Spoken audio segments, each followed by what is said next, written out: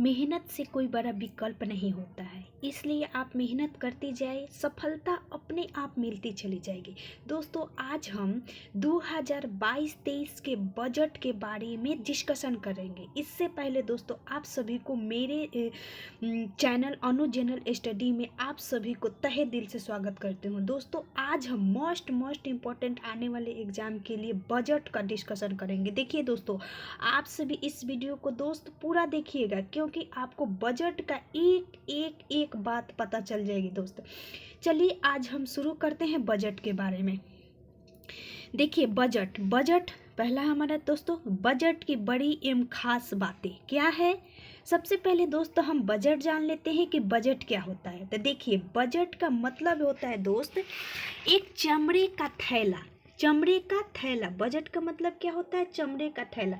देखिए, ये सबसे पहले यूज किया गया था दोस्त, ये ब्रिटेन में, जो हम लोग पढ़ते हैं ना दोस्तों, ब्रिटेन, वहाँ पे इंग्लैंड के प्रथम प्रधानमंत्री रॉबर्ट वालपोल थे। उन्हीं के द्वारा, उनका कार्यकाल दोस्तों 1721 से लेकर 1742 तक था। उन्होंने ही प्रथम बार बजट को मतलब अपने जैसे कि हम लोग का जो संसद होता है उसमें उन्होंने ले गए, यानी पेश किया। ठीक है, बजट यानी बजट की शुरुआत कहाँ से हुई दोस्तों? तो ब्रिटेन से हुआ। अब बजट का मतलब होता है एक चमड़े का थैला, याद रखिएगा, और इसका यह फ्रेंच भाषा है। ठीक है, चलिए दोस्त, अब हम बजट देख लेते हैं कि बजट का मतलब तो जान गए लोग।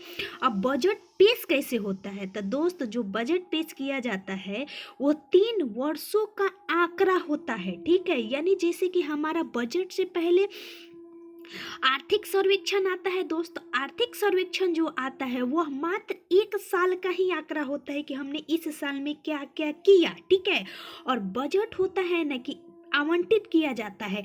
एक तो इस साल के बारे में बताया जाता है, जो अभी वर्तमान साल चल रहा है। उसके बाद दोस्तों, जो पिछले साल बीत गए, यानी 2021 में हमने क्या क्या किया, क्या क्या विकास किया, उसके बारे में। और एक दोस्त होता है हमारा आने वाले जो साल होता है, यानी 2023, उसके बारे में बताया जाता है, यानी अनुमान किया जाता है कि हमारा आगे आने वाला भविष्य किस प्रकार होगा। देखिए, अब एक और बात दोस्त, वित्तीय वर्ष कब होता है? तब दोस्त, मोस्ट इम्पोर्टेंट, वित्तीय वर्ष जो होता है ना दोस्त, 1 अप्रैल से 31 मार्च तक वित्तीय वर्ष होता है। वहीं आपसे पूछा कि आरबीआई का लेखा वर्ष कब होता है? तो याद रखिएगा दोस्त, 1 जुलाई से लेकर 30 जून तक। ठीक है, आरबीआई का लेखा वर्ष। ठीक है, उसी तरह पूछे कि कृषि का वर्ष कब होता है, यानी कृषि का कब से कब जोड़ा जाता है दोस्त? ये भी होता है 1 जुलाई से 30 जून तक। आप एक बात पे गौर करिएगा, आपको बहुत अच्छी बात मिलेगी। देखिए, बजट हमेशा जो होता था दोस्तों, फरवरी के अंतिम माह में पेश होता था। खैर, इससे पहले तो बजट का बहुत ज़्यादा पहले है कि कब पेश होता था, कि किस टाइम पर पेश होता था। तो दोस्त देखिए, बजट हम लोग पढ़ रहे हैं 2022-21 के बारे में। ठीक है, सॉरी, 2022 और 23 के बारे में। ठीक है, तो देखिए, 1 फरवरी से बजट दोस्तों 2017 से पेश होने लगा, यानी घोषणा की मोदी सरकार की हमेशा 1 फरवरी को ही बजट पेश किया जाएगा। ठीक है, चलिए आगे हम देखते हैं कुछ बातें। और कुछ बातें जो है दोस्तों, कि जो बजट है हमारा ना 2022-23 का जो बजट 1 फरवरी को पेश हुआ, इसका थीम क्या है? पोस्ट दृष्टिकोण, यानी कहने का मतलब कि आप इसको कुछ भी कर सकते, जैसे कि पुष्ट का चुस्त दृष्टिकोण क्या होता है? चुस्त दृष्टिकोण, यानी कहने का मतलब कि टाइट अप्रोच, यानी किसी हमारा एक दृष्टिकोण होना चाहिए कि हम लोग इस दृष्टिकोण को चुस्त होना, यानी हमारा एक लक्ष्य होता है कि लक्ष्य निर्धारित होना चाहिए। उसी प्रकार इस वर्ष का थीम रखा गया चुस्त दृष्टिकोण। ठीक है, चलिए आगे बढ़ते हैं। 2022-23 का दोस्तों बजट किसने पेश किया? तो माननीय हमारे कौन है, निर्मला सीतारमण जी अभी वर्तमान में वित्त मंत्री है, इन्होंने बजट पेश किया, ठीक है। और देखिए सेकेंड बार यह पेपरलेस बजट है, कहने का मतलब कि 2021 में पेपरलेस यानी पेपर नहीं था, टैबलेट में ही पढ़ा गया था, जिसको डिजिटल बजट कहा गया था, ठीक है। और इस बार भी देखिए संविधान में बजट शब्द का दोस्त कहीं उपयोग नहीं किया गया है, याद रखिएगा। इसका उपयोग क्या किया गया, वार्षिक वित्तीय विवरण लिखा गया है। और वो कौन सा अनुच्छेद है, 112, मोस्ट इंपोर्टेंट, जिसको हम लोग इंग्लिश में एनुअल फिनेंशियल स्टेटमेंट भी कहते हैं, ठीक है। और देखिए राज्य सरकार का किस में है, जैसे कि कल या परसों हमारे बिहार राज्य का जो वित्त मंत्री है कौन है, तारकिशोर प्रसाद सिंह जो है, ये हमारा बजट पेश करेंगे। तो वो किस अनुच्छेद में है, 202 में, ठीक है, याद रखिए। चलिए आगे बढ़ते हैं, हमने देख लिया। उसके बाद दोस्तों भारत में बजट प्रणाली का जन्मदाता यानी श्रेय किसको दिया जाता है, भारत में जब बजट शुरुआत हुआ तो कुछ तो होगा। तो दोस्त भारत में बजट प्रणाली का जन्मदाता वायसराय लॉर्ड कैनिंग जी को दिया जाता है। देखिए वायसराय लॉर्ड कैनिंग का कार्यकाल 1856 से 62 में था। इन्होंने ही प्रथम बार भारत में बजट को पेश किया था, ठीक है। हम लोग पढ़ेंगे कि 1858 के अधिनियम के द्वारा भारतीयों को बजट पर बहस करने की अनुमति मिल गई थी, ठीक है। तो ये मोस्ट इंपोर्टेंट है, याद रखिएगा। बजट प्रणाली का जन्मदाता वायसराय लॉर्ड कैनिंग, इन्हीं के दोस्तों कार्यकारिणी परिषद होता था, यानी अगर कोई कार्य करिएगा ना तो उसकी एक समिति बनाई जाती थी, उसमें 15 सदस्य होते थे, तो ठीक है। उसी में एक थे कार्यकारिणी परिषद, उसमें एक थे वित्त सदस्य, ठीक है। उनका नाम था सर जेम्स विल्सन। कौन थे, सर जेम्स विल्सन। इन्हीं को भारत में बजट, इन्हीं ने भारत में बजट को पेश किया था। तो देखिए बजट पूछे कि किस वायसराय के समय में होता है, तो कैनिंग। अब पूछेगा कि जन्मदाता यानी किसने पहली बार पेश किया था, तो सर जेम्स विल्सन, याद रखिएगा। कब दोस्त, 7 अप्रैल 1860 को, ठीक है। चलिए आगे, आशा करते हूँ दोस्त आप सभी को बहुत अच्छे से समझ में आ रहा होगा। आप देखते जाइए कितने अच्छा बातें हैं। और दोस्त प्लीज़ मेरे वीडियो को शेयर करिएगा दोस्त, क्योंकि ये मोस्ट इंपॉर्टेंट है। देखिए स्वतंत्र भारत का पहला बजट, स्वतंत्र भारत का पहला बजट दोस्त 26 नवंबर 1947 को, देखिए याद रखिएगा 26 नवंबर को ही ना हमारे संविधान को क्या किया गया था, अंगीकृत, अधिनियमित और आत्मर्पित किया गया था, यानी अपनाया गया था, ठीक है। तो इसी दिन 26 नवंबर 1947 ईस्वी को 1946 में बनना शुरू किया, 1949 में अपनाया गया और 1947 में प्रथम बार बजट पेश हुआ। देखिए जब हमारा भारत स्वतंत्र हुआ तो उस समय तो बहुत बड़ा होगा ना, कितना उल्लास होगा, क्या रे हम लोग स्वतंत्र हो गए, स्वतंत्र हो गए। तो उस समय कोई बड़ा आदमी आएगा, तो देखिए याद रखिएगा, बड़ा नाम है षणमुखम सेठी। यही गणतंत्र में देखिएगा तो जनमत है, ये बड़ा नाम है षणमुखम सेठी और जनमत है। तो याद रखिएगा, दिमाग में बैठा लीजिए कि जब हमारा देश स्वतंत्र हुआ, यानी ऐसे भी देखिएगा स्वतंत्र जब हुआ देश तो उस समय बहुत जोर शोर से हो रहा होगा, यानी बहुत बड़े बड़े स्तर पर, इसलिए कौन बड़ा नाम वाले व्यक्ति आए, कौन, षणमुखम सेठी, ठीक है, याद रखिएगा स्वतंत्र भारत का। वहीं पूछे गणतंत्र भारत का दोस्तों, तो ये जॉन मथाई जी पेश किए थे 18 फरवरी 1950 ईस्वी को, ठीक है। और देश हमारा 26 जनवरी को आज़ाद हो गया और 18 फरवरी को जॉन मथाई जी पेश किए। अब दोस्त मोस्ट इम्पोर्टेंट कि रेल बजट को आम बजट से अलग कर दिया गया था। देखिए कब, पहले हमारा देश में रेल बजट आम बजट एक साथ पेश होता था, ठीक है, लेकिन रेल बजट आम बजट को अलग कर दिया गया कब, अकवर्थ समिति के द्वारा। किसके द्वारा, अकवर्थ समिति के द्वारा। 1921 में इसका गठन हुआ, इस समिति का। 1924 में यह समिति ने रिपोर्ट पेश किया और 1924-25 में वित्त वर्ष जो आया दोस्तों, उसमें क्या हुआ कि इसको अलग कर दिया गया, ठीक है, याद रखिएगा। चलिए दोस्तों अब आता है बहुत बड़ी बात कि भाजपा सरकार जब 2014 में हमारा दोस्तों आई, भाजपा का जब सरकार बना, नरेंद्र मोदी जी बने, तो इन्होंने जब इनका तीसरा बजट था दोस्तों, तो इन्होंने घोषणा किया कि 2017 में कि आम बजट और रेल बजट को एक साथ पेश किया जाएगा। देखिए इन्होंने क्या किया कि फिर साथ में कर दिया। और किस समिति के द्वारा? विवेक देव राय समिति, ठीक है, विवेक देव राय समिति। और 17-18 में क्या हुआ, जो बजट आया उसमें ये साथ में पेश होने लगा। अब देखिए दोस्तों, अब आता है बात कि सर्वाधिक बार बजट किसने पेश किया था। तो देखिए मोरारजी देसाई जी ने, ठीक है, किसने? मोरारजी देसाई जी ने।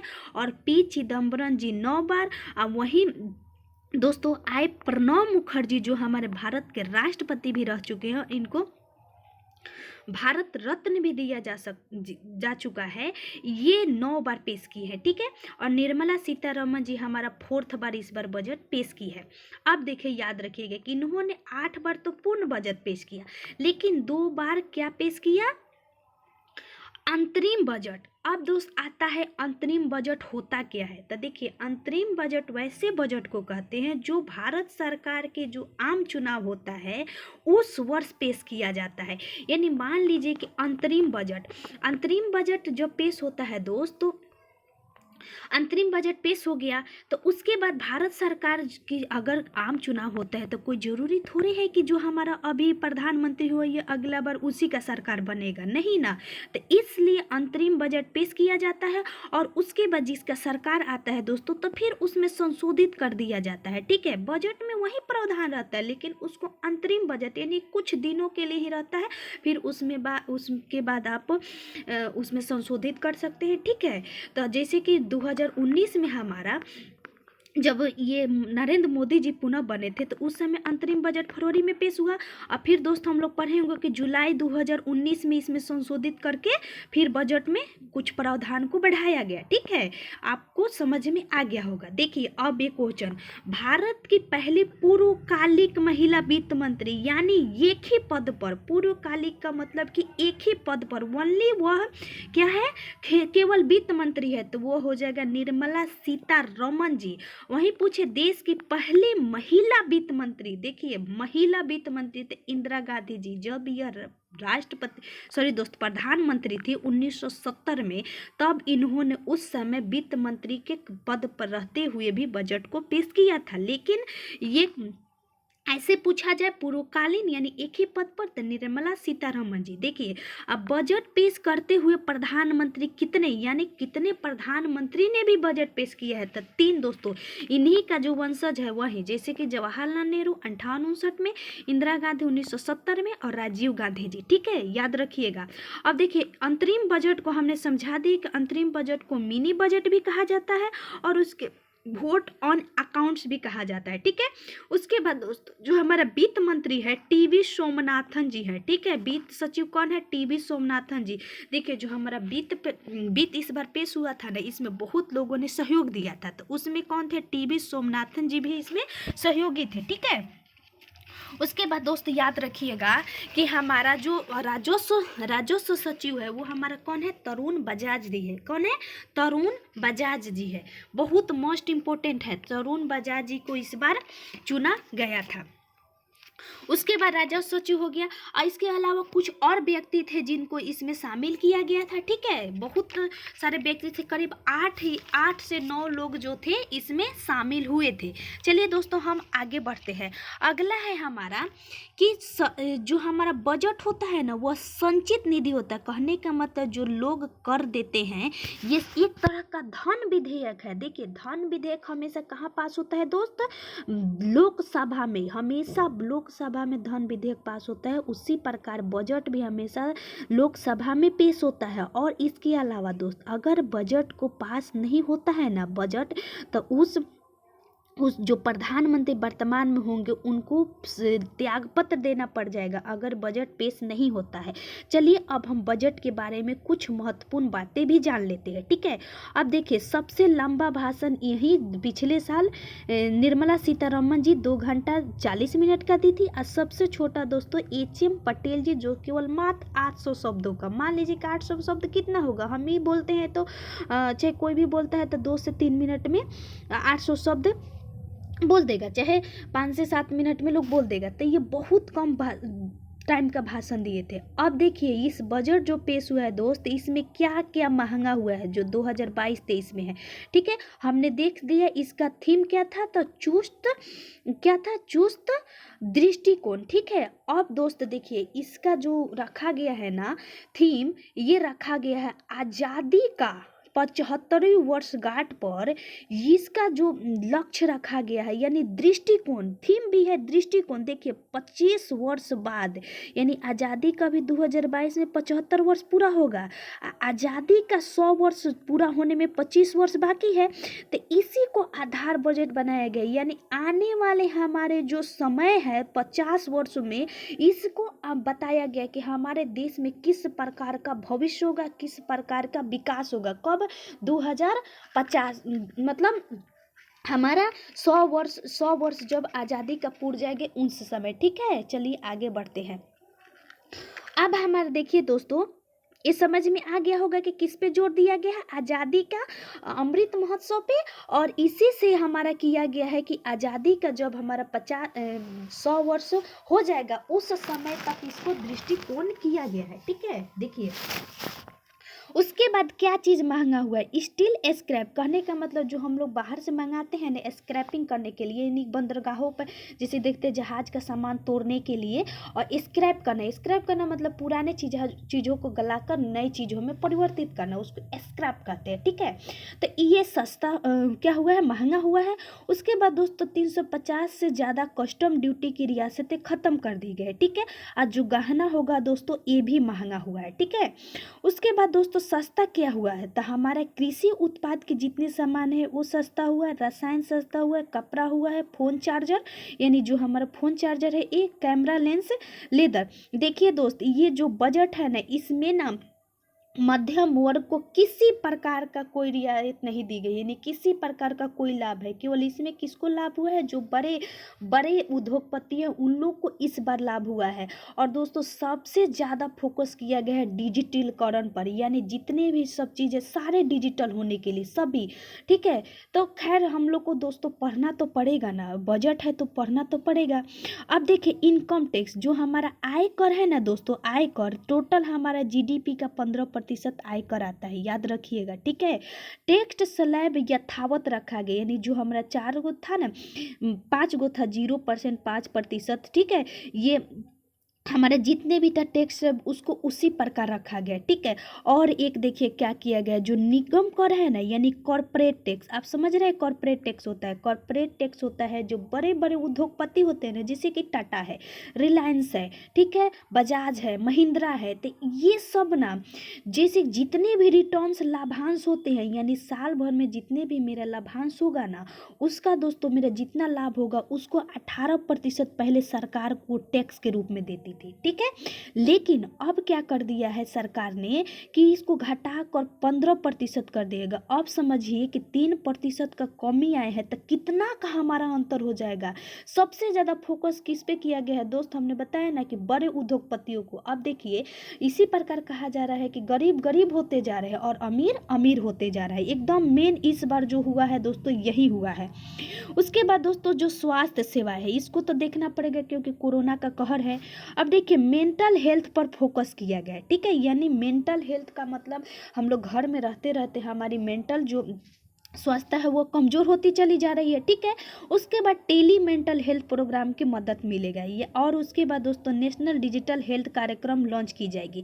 देखिए नेशनल हेल्थ डिजिटल कार्यक्रम, अब समझने वाली बात है कि टेली मेंटल प्रोग्राम क्या है। तो देखिए टेली मेंटल प्रोग्राम का मतलब होता है ना कि अगर हम घर में हैं, हमारी मानसिक स्थिति ठीक नहीं, किसी प्रकार का कारण है, तो उसके लिए 23 टेली मेंटल हेल्थ प्रोग्राम बनाए जाएंगे देश में। ठीक है, और आप उस पर फ़ोन कॉल करके इंटरनेट की सहायता से आप किसी प्रकार की सहायता ले सकते हैं। ठीक है, आप सहायता ले सकते हैं, तो उसको हम लोग कहते हैं टेली मेंटल हेल्थ प्रोग्राम। कितने बजाएंगे? 23, याद रखिएगा, मोस्ट इंपॉर्टेंट। ठीक है, उसके बाद दोस्तों 24 से 7 घंटे इसकी सेवाएं प्रदान की जाएगी। ठीक है, अब देखिए प्रमुख योजनाएं को अधिक वित्त पोषित, किसको? सबसे पहले तो स्वास्थ्य हमारा सबसे ज़्यादा, तो राष्ट्रीय स्वास्थ्य मिशन जो दोस्त है हमारा, राष्ट्रीय स्वास्थ्य मिशन इस पर हमारा 2021-22 में 34,947 था, तो इस बार कर दिया गया 37,800। ठीक है, कितना बढ़ा दिया गया? 37,800 इस बार इस पर बढ़ा दिया गया। याद रखिएगा, किस पे? राष्ट्रीय स्वास्थ्य मिशन पे। ठीक है, अब चलिए आगे बढ़ते हैं। अगला है हमारा राष्ट्रीय स्वास्थ्य मिशन। देखिए इसकी शुरुआत दोस्तों कब हुआ था? 2013 में हुआ था। याद रखिएगा 2013 में, और 37,800 करोड़ हो गया है। अब हमारा आता है जल जीवन मिशन। तो देखिए जल जीवन मिशन की शुरुआत 2019 में हुआ था। इसमें हमारा टोटल आवंटित है 60,000 करोड़ रुपये। 60,000 करोड़ रुपये का आवंटन किया गया है। देखिए अब उसके बाद राष्ट्रीय शिक्षा मिशन। राष्ट्रीय शिक्षा मिशन में हमारा 39,553, याद रखिएगा डेटा 39,553, यानी हमारे नेशनल एजुकेशन पॉलिसी जो आया है हमारा, इसमें जितने राष्ट्रीय शिक्षा मिशन है उसमें 39,555 करोड़ रुपए दिए जाएंगे। अब चलिए हम देख लेते हैं कितना बजट आवंटित किया गया टोटल। तो 39,44,909। मोस्ट इम्पोर्टेंट है, डाटा याद रखिएगा। 39,44,909 लाख करोड़ रुपए टोटल। ठीक है, और इसमें स्वास्थ्य के लिए सबसे मेन है, रक्षा के लिए 3,85,370। ठीक है, शिक्षा के लिए 1,04,278। एक से दो बार आप देखिएगा इस वीडियो को, एकदम समझ में आ जाएगा। चलिए अब हम लोग दोस्तों बेरोजगार हैं, तो रोजगार के लिए सरकार ने क्या किया है? तो रोजगार के लिए सरकार ने एक तो अपने आप को ये कर लिया है, मतलब एक तरह का समझिए कि क्या कहा जाता है कि अपने आप को मजाक बनाना। अब देखिए क्या कह रहा है कि 14 क्षेत्रों में शुरू हुई PLI, कहने का मतलब प्रोडक्शन लिंक इनिशिएटिव, स्कीम को बढ़ाया जाएगा। ठीक है, और 60 लाख नए नौकरियों 10 साल में दिए जाएंगे। अब देखिए 10 साल में 60 लाख नौकरी हम लोग को मिलने वाली है। आप लोग ध्यान से सुनिए, 60 लाख नौकरी, और इस पे फोकस करिए। आप लोग की क्या राय है कमेंट बॉक्स में जरूर दीजिएगा इसके बारे में। चलिए और देखते हैं, भारत में PM गति शक्ति योजना के तहत नए कितने पीढ़ी के वंदे भारत एक्सप्रेस। देखिए पहले बार वंदे भारत एक्सप्रेस चला था ना, तो उसके द्वारा दोस्तों 400 नए ट्रेन चलाई जाएंगी। ठीक है, और PM गति शक्ति मास्टर प्लान पे दोस्तों 7 स्तंभ दिए गए। मेन यही है इस साल का 7 स्तंभ में, मोस्ट इम्पोर्टेंट PM गति शक्ति मास्टर प्लान के तहत 7 स्तंभ।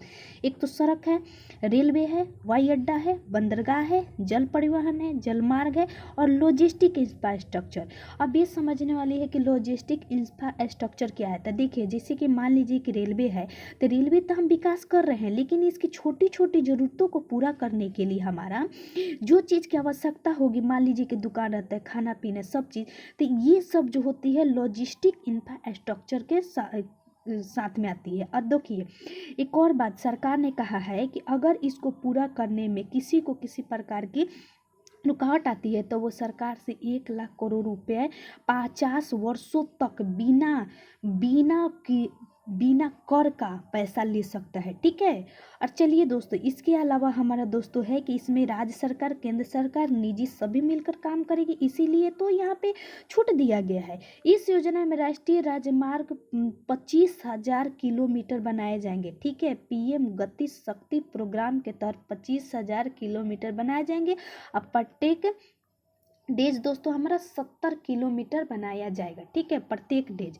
ठीक है, इसी के तहत तब तो 25,000 पूरेगा। आप 365 से गुना करिएगा तो लगभग में आ जाएगा।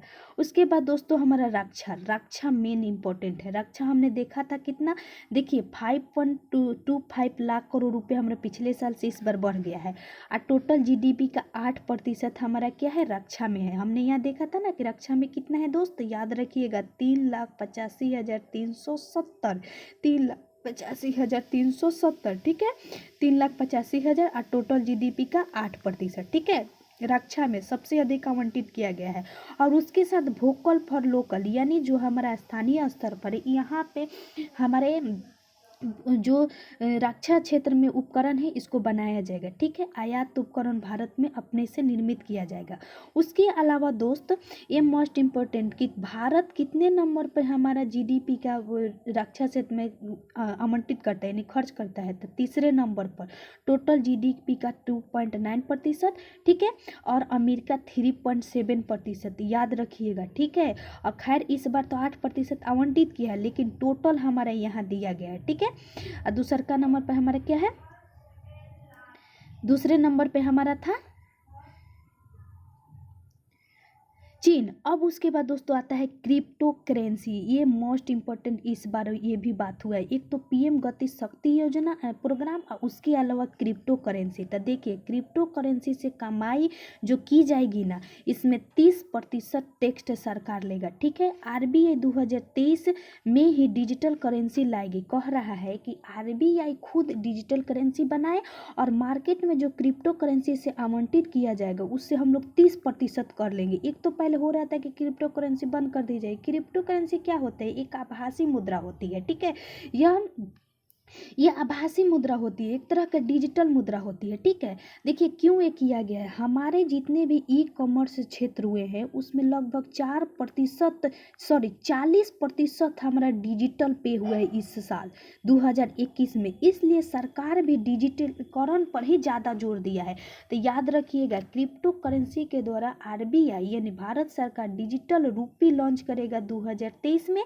इसके तहत जितने भी क्रिप्टो करेंसी से लोग कमाएंगे उसका 30% ये क्या करेगा, कर लेगा। ये इतना याद रखिएगा। और यह ब्लॉकचेन टेक्नोलॉजी पर आधारित है। उसके बाद दोस्तों यह लागू कब से हो जाएगा, ये याद रखना पड़ेगा। 1 अप्रैल 2022 से लागू हो जाएगा, ठीक है। कौन, क्रिप्टो गेनिक रूपी जो हमारा। उसके बाद बिटकॉइन के बारे में जान लेते हैं कि बिटकॉइन क्या है। तब बिटकॉइन की खोज 2009 में सतोशी नाकामोटा जो कि जापान के थे, इन्होंने इसका खोज किया था। कौन, सतोशी नाकामोटा, ठीक है। उसके बाद हमारा दोस्तों लीगल करेंसी किस देश ने जो इसको कर दिया है बिटकॉइन को, तो अल साल्वाडोर 2021 में ही। और चीन ने गैर कानूनी यानी अनलीगल कर दिया है।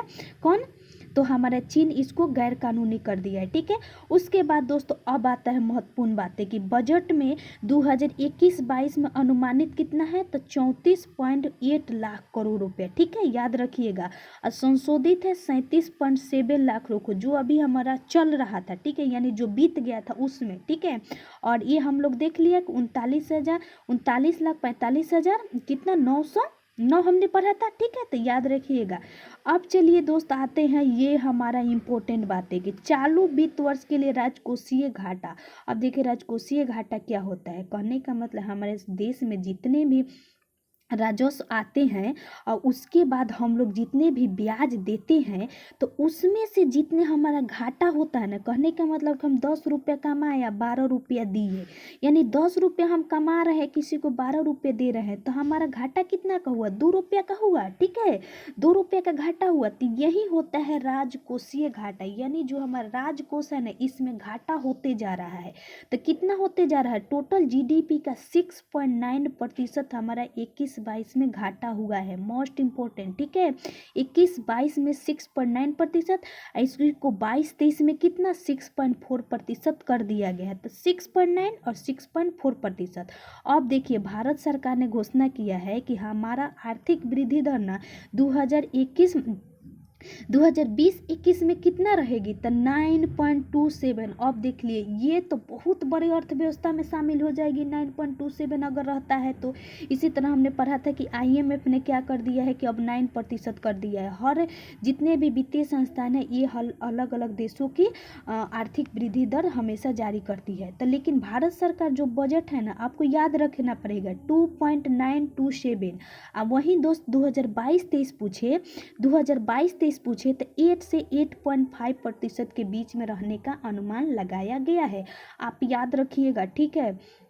और दोस्तों देखिए जो हमारे ये 25 साल अमृत काल चलेगा इसमें 4 चीज़ पर प्राथमिकता दी है। हमने क्या बताया था, एक तो पीएम गति शक्ति योजना, उसके बाद समेकित विकास, सबका साथ सबका विकास, ठीक है।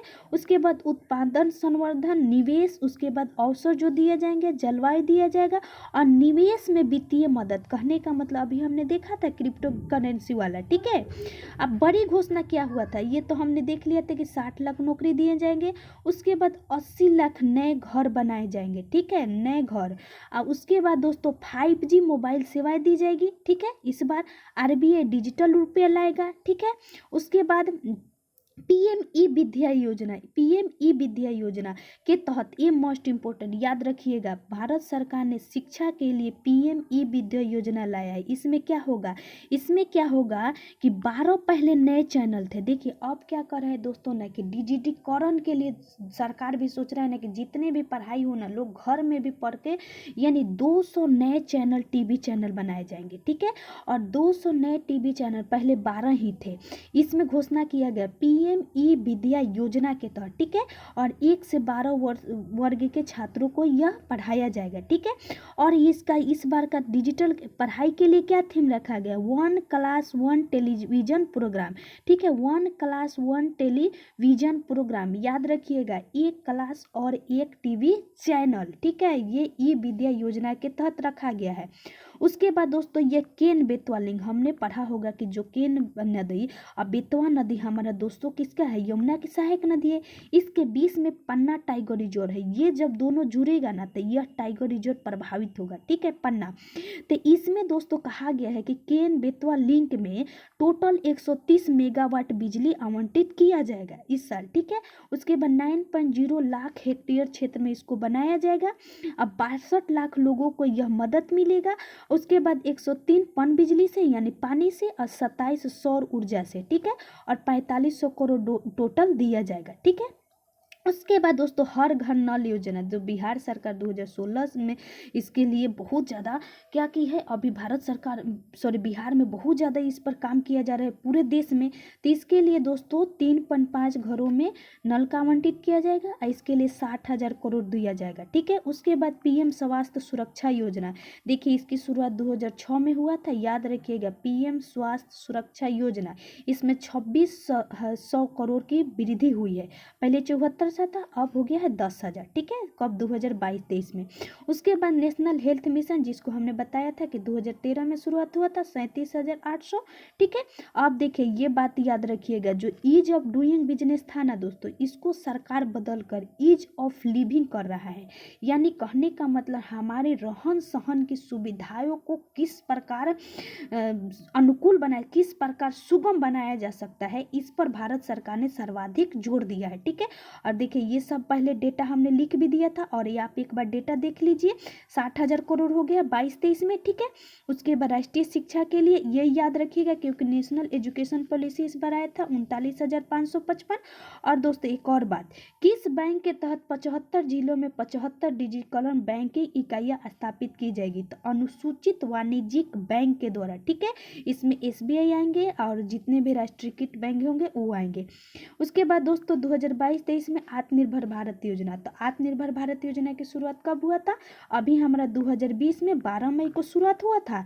इसमें 6400 करोड़ रुपया आवंटित किया गया है, ठीक है।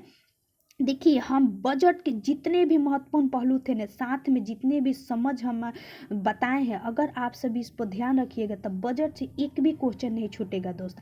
अगर आप सभी को अच्छा लगा होगा तो प्लीज़ दोस्त मेरे वीडियो को शेयर करिए और चैनल को सब्सक्राइब करिए। इस प्रकार दोस्तों जो भी महत्वपूर्ण आएंगे ना, मैं उस पर वीडियो लाऊंगी ही।